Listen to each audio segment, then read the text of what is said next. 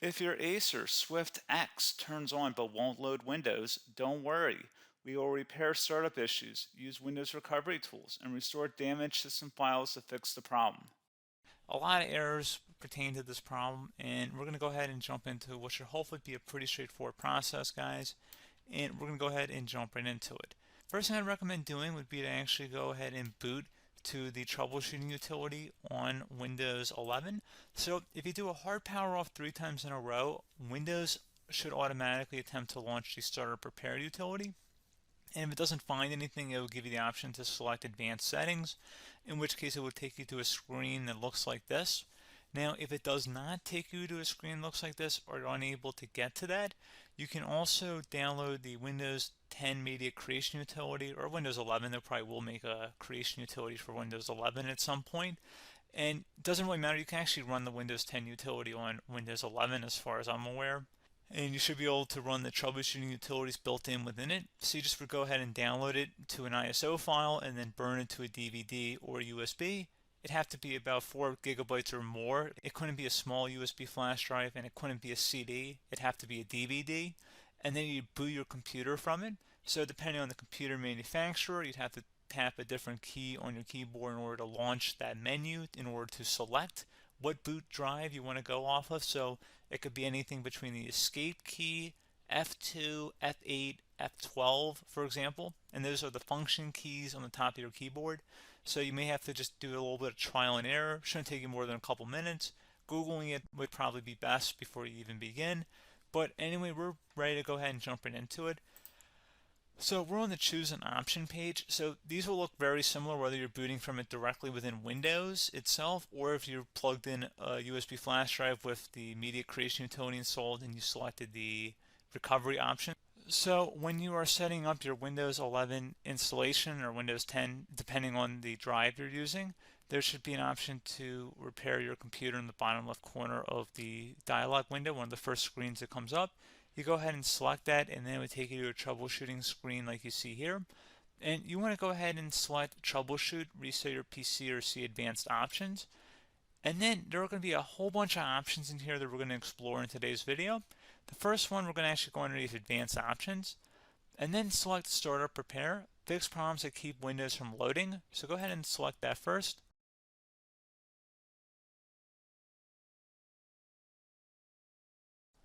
Okay, so you can see it could now repair our PC. That was our first option we could try.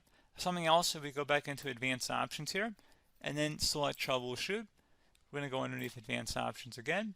You can go ahead and actually access safe mode by selecting startup settings. And then if you select the restart button, you have the option on the screen select safe mode with networking, which will give you a key on the screen. It'll tell you which key to press to enter that.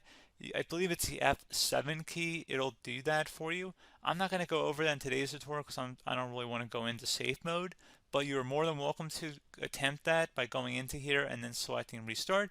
Again, it'll launch another screen. It'll say what key do you want to press, and it'll give you like 7 or 8 different options, and you want to select safe mode with networking. There's also an option for a command prompt too, but that's going to be something we're going to cover later in this video, and we don't even have to go through that in order to access it. So that's why I'm not going to really push for that, because unless you know exactly what's causing the problem, you probably don't need to go into safe mode. Unless you're trying to recover files, in which case then you definitely can go into safe mode, but we're trying to actually recover our computer here. So I hope that makes sense. Something else we can also try here as well would be to uninstall updates, remove recently installed quality or feature updates from Windows. So if you go ahead and select that, you can uninstall the latest quality updates, which generally is the more day-to-day updates. Feature updates are the less regularly released ones, like the big ones. I would equate it to service packs in like Windows 7 and Windows Vista and Windows XP. So larger updates that occur once or twice a year at most. And the quality updates are more just a regular update. So probably obviously depend, it'll take longer if you're going to try and uninstall the latest feature update versus quality update. And maybe you don't need to go back that far. So just giving you guys a couple of pointers with that. Something else you can also look at here, and we're going to jump into the command prompt in a little bit, but you can select System Restore, which will use a restore point recorded on your PC to restore Windows.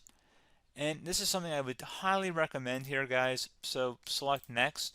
Assuming you have a restore point saved on your computer, you go ahead and select the most recently created one, and you'll select next, and then you'll select the drive. You shouldn't actually have to select the drive. You can scan for affected programs, but we're going to keep it all default here, and then we're going to select finish. So once started, system restore cannot be interrupted. Do you want to continue?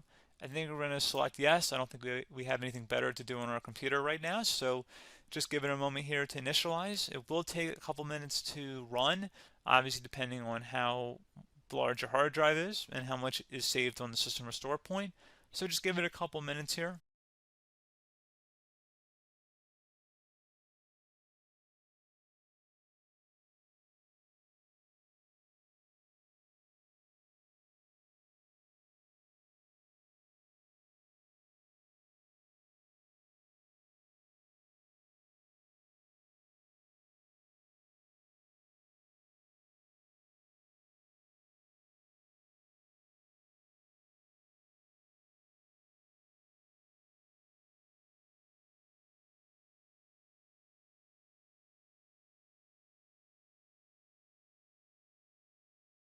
System has been restored successfully. We're going to go over a couple different methods addition to that if that did not work. So I'm just going to pause the video and we're going to start back on the recovery screen that we started with. Okay, so a couple other things we can try here too. If you go back into troubleshoot, you can select reset your PC, while you choose to keep or remove your personal files and then reinstalls Windows. You can select to keep my files, which will remove apps and settings but keeps your personal files. You can also select remove everything, which will remove all of your personal files, apps, and settings. So this is more of a factory reset, the second option here. First option, it should not delete all of your personal files. However, it will pretty much clear most of your programs, and keep in mind, there's no guarantee that your information, number one, is even still available and easily recoverable on your computer to the point that you actually would be able to recover anything. And the second point is that there's always a chance that it won't actually recover and it will just do a factory reset anyway. So there's no guarantee that actually would keep your files anyway. So I would recommend trying to get a recovery tool and backing that up first before selecting it anyway.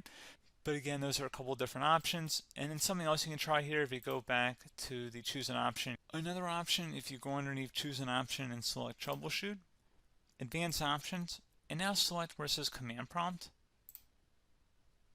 Okay, so the first thing we should do is type our main hard drive here. In most cases, it should be the C drive. So you just do a C colon and then hit enter on your keyboard. So once you're underneath the C drive, we're going to type in dir and then hit enter on your keyboard. It should have program files, users, and Windows all in there. That's how you know you're in the right directory.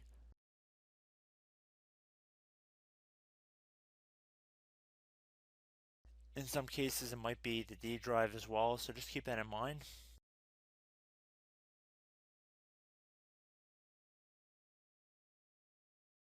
Next thing we're going to do is type in cd space /Windows /system32 /config,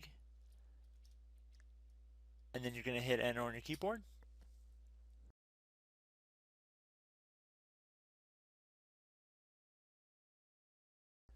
So now you're going to type md space backup. If you've seen other tutorials, it might also say to put down md backup. That's because the backup name is pretty common when you want to back something up. So you can name this whatever you want, doesn't have to be backup. So if you've already made a backup folder in the past, you could do backup 1, for example. So once you're done setting the name you want the backup to be called, hit enter on your keyboard again.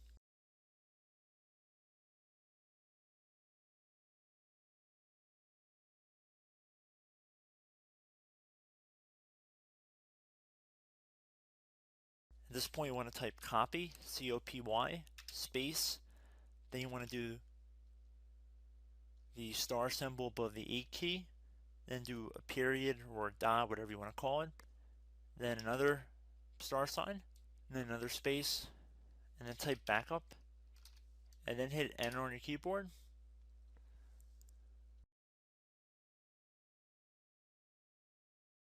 Now you want to type cd reg back, R-E-G, BACK, and then hit enter on your keyboard.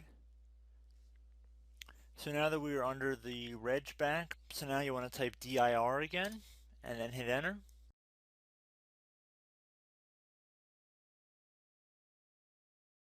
So now at this point we're going to type copy again. So copy, space, $, dot, another $, space, and then 2 dots. So we're going to type copy, space, $, dot, sign, $, dot, dot, and then hit enter on your keyboard again. So for overwrite, you want to overwrite all. So type A on your keyboard, so capital A, and then hit enter on your keyboard.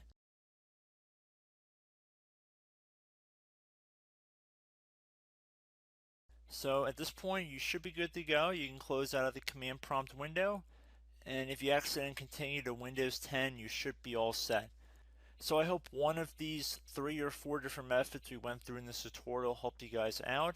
Again, I'm not sure if you guys heard me earlier, but try to go back into your safe mode if possible and uninstall any programs you know might be conflicting with the Windows startup if you can get into safe mode. So just keep that in mind. Something very simple like that could be blocking up everything. So again, I hope this tutorial helped you guys out, and I will catch you in the next tutorial. Goodbye.